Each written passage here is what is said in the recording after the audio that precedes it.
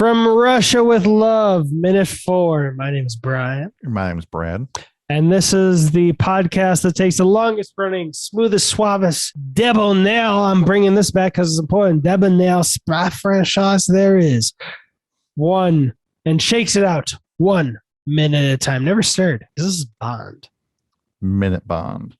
And the reason I brought back the French accent, the horrible one, is because when I saw the guy under the Bond mask, I was like, oh, this looks like the guy I've been pretending to be every time I use the French accent, like the Hollywood caricature of a snooty Frenchman. And now I want to reference Ted Lasso by saying, in the expensive fence, or oh shit, what's it? The expensive stinky cheese? Never mind. Never mind. Just watch season 2, episode 4 of Ted Lasso. Oh, yeah, we went through this already. Yep. I had to think about which one it was. The fancy stinky cheese. That was it. That was my French reference. But I laughed because it looked to a T. I would imagine my caricature of a Frenchman would look like. Anyway, what happened in this minute, if anyone's still listening after that cringe? They lift up the mask off of the fake James Bond. Mm-hmm. And it's James Bond, his stunt double. That they actually made him wear a mustache because they said he looked too close to Sean Connery. Oh, that's awesome. So if you look, there's a mustache, just so it it's not Sean Connery because he has a mustache underneath his mask. It worked because I didn't think he looked like Sean Connery at all. If I was remaking this film and I was trying to be a little funnier, when he died, when quote unquote Bond died, I would have said "Sacre bleu." It just confused everybody. And the sound that thing makes when they peel it off his head, like a suction cup sound. Oh God! I didn't even hear that. Oh yeah. Let me listen. The first few seconds were muted for me, so I didn't hear that. Let's see. Oh God! I wouldn't have been thinking about my stupid French accent at all if I had heard that noise. My God! That's awful. Yeah. And then, so to answer your question for a minute 2 or 3 with about is it real guns or blanks? I mean, I think they just killed that guy. Yeah. Because they like peel the mask off and ever just walks away like nonchalant. Yeah. I mean, he could be just unconscious. I mean, you might not have choked him hard enough, but he's just unconscious. But they just walk away like it's, just another body on the count. Well, no matter what, because of that, you know what he is because of that mustache, right? What dad joke is this? He's Un-Connery.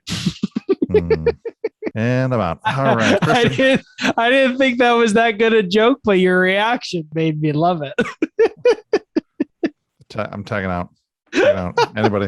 Hit me up on Instagram. We'll switch. Who's the number 2 fan of this podcast? Who's 002? Come on, we can do this. 001 is Nomi. I'm just kidding. Did they ever give her a number? No. 007, and they never changed. No, but I'll say the dumbest. The one criticism I heard about No Time to Die sounds smart until you think about it for 3 seconds. And they were talking about Nomi requesting that Bond get his 007 status back. He's like, that's not going to confuse anybody, changing the 00 status at the last second right before a mission. And, you're like, oh, yeah, I guess that could be weird to change up your title before going into. But then I'm like, oh, yeah, that must be a real difficult thing for the most elite Secret Service agency in Britain. Whoa, they're going to fail their whole mission because 007 was changed from referring to the young female agent to now the old male agent. And there's literally only 2 of them going to be on scene anyway. Whoa. Super confusing. Yeah. You don't know who's going to reply back to you. Oh, 5 people on this team. Like I said, the most elite team in England. Whoa, that's a bad idea to switch up one person's number title. Okay. So dumb. Like if it was the team from Tag, which we previously reviewed on Movies Are Dope, I'd be like, oh fuck, they're fucked. Yeah, They're fucked. forget it. No, it's Just all they movie were. over. Yeah, they were probably fucked even before that, but now that you've added that small detail, they're nothing but losses from now on. They're all tagged out. Oh, I appreciate your cringy dad joke. But speaking of cringy, oh god, you gonna talk about that suction cup noise again? Because I just thought about it. I'm gonna talk about the that noise will haunt me officially. Like, no, I'm talking about the cringy dancers with the projection for the credits. Okay, so I will cringe at the double O on those double D's, which is a pun I didn't even know I was going to make until halfway through that sentence. And I'm kind of proud of it. That was, no thanks. Not for me. But I was going to say that credit sequence, I think it would work to show that to young filmmakers as much as Bo Burnham's Inside was to creative people, as in like showing them that you can get something stunning that looks really good. And I'm not talking about the boobs. Like it looks or the upper thighs. Yeah, I don't really feel like that. Well, I didn't react as it's the same thing. I get it, anatomy, but like it just didn't have as much of a reaction for me.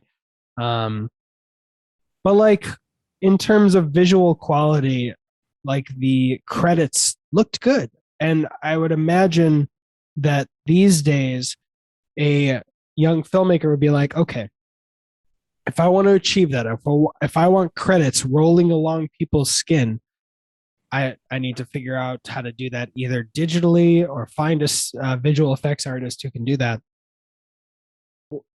All you got to do is look to the past, go simple, pull back, and like what?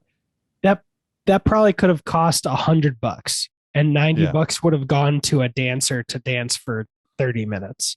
While they just flashed up a projector. Yeah.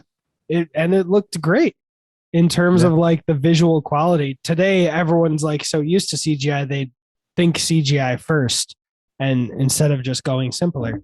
And like I said, if anyone who hasn't seen Bo Burnham's Inside on Netflix, I'd recommend it. Watch it once or more if you want, but it's just a guy in a room, and given enough time and creativity, he made something fucking stunning. And I believe he did it all by himself, right? Oh yeah, him in an apartment. 100%. He had it was like his creative workspace in his backyard. But basically, if you just get a blank white walled room, you could do something that amazing. I mean, it'll take you time learning the piano, but it doesn't always require a Marvel movie's budget to make something stunning. And I would actually rank this title sequence better than or more satisfying to me than most of the Daniel Craig sequences. And the ones I think I really dig are Casino Royale and No Time to Die. The other ones seem very... And again, I like Spectre because I like the Mexican Day of the Dead motif. Touche. And you know what? No Time to Die, I'm very 50-50. But I think it's better than the other ones for me. Because most of it just feels very CGI. Like, they could have made all 4 title sequences back to back to back in the same month. Like, okay, we'll continue making it. Whereas Casino Royale really stands out because they went mostly 2D. They went cards, they went creative, and the other ones are like, okay, here's our CGI landscape, and let's figure out how to CGI landscape our way through this. I like this. If I had to rank them, this would be higher than probably the last 4 Daniel Craig movies. Okay. So obviously we're going to rank it up against Dr. No just because this is movie number 2. Yeah. Would you say it was better or worse than Dr. No so far, the first 30 seconds, 45 seconds of it? So far better. because Okay. there's not What about the song? there's not crazy alien noises that I'm confused about. Yeah. Let's see. Let me listen to this song again. Yeah, 100%. I just heard a little bit of trumpets and drums, I think. And yeah, this energy, I'm here for it.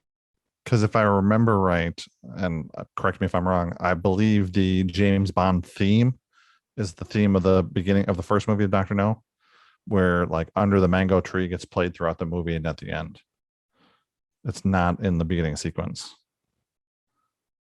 Because I think it's the James Bond theme, you know, like the traditional the traditional theme I think is played at the beginning title sequence of Doctor No. And then like the theme song of the movie would be Under the Mango Tree. Gets played through the rest of the movie and at the end. Okay, I'll have to rewatch again, but you know, it's always been planned that after every movie we'll actually rank the smaller details side by side. Okay. It might have been Three Blind Mice now I think about it too. Yeah, it definitely ends with Three Blind Mice out of the sequence. Because then the guys start walking with the song. It was a cool song. Yeah. It definitely, at a first watch, it definitely didn't feel Bondian. Like these days, you're like, yeah, 3 blind. Okay. All right. This is the start of the longest running cinematic franchise ever. Oh. Got it. Understood. Okay. Three Blind Mice. Well, let's go there. Makes perfect sense. Start with this children's adaptation song. Yeah, that's what you do. The McDonald's strategy from crib to cradle, from cradle to crib. I'm glad. I'm actually Cradle glad. of the Grave. Oh, that's Cradle of the Grave is a movie. It's got DMX and stuff in it. Okay, what did I say? Cradle to Crib. Shit. Well, I'm glad Cradle over to that. something. Seems their strategy was called from the cradle to the casket. Ah, so they're gonna try and kill you with your food. I got it. Well, yeah, no matter what. But no, that was the marketing thing. Remember a long time ago when you'd see those advertisements of that under 8-year-old boy, and like day he gets to order a Big Mac, and he's eating Mac with his dad. That worked 1,000% on me as a child. That was part of their cradle to the crypt, maybe. I don't know. I haven't internalized that because it makes me think I have a little bit more of a soul than McDonald's. Just a little bit. Just a little bit. Just a little bit, but a little bit's all you need. A little bit goes a long way. Yeah, it's how you. It's like salt. It's like salt. A little bit goes. Now, because of this, salt and dick jokes are forever connected to me. Good. Little salty aftertaste. Never hurt anybody.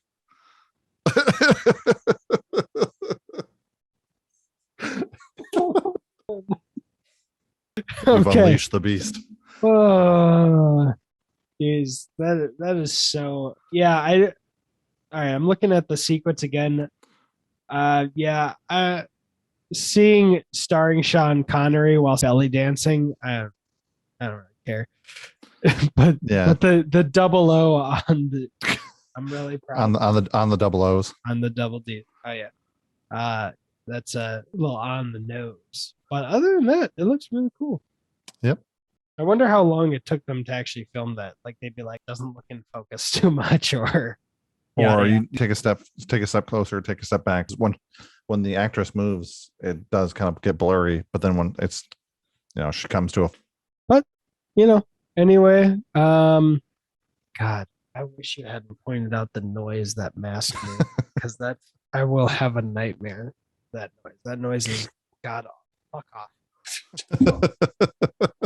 I just threw my headphones off so aggressively that it fell behind my seat, and I had to take the cord and like fish it out from behind my chair. I appreciate that you were about to say tether. No, I wasn't. Oh, that's what it sounded like you were going to say. You said the cord. I think I was going to say string, and I'm like, that's not right. Anyway, anything else for this minute, sir? No, sir. What's your name? My name is Brad. I'm Brian. And that was money. Come over to the Instagram or Discord if you like. Every penny of it.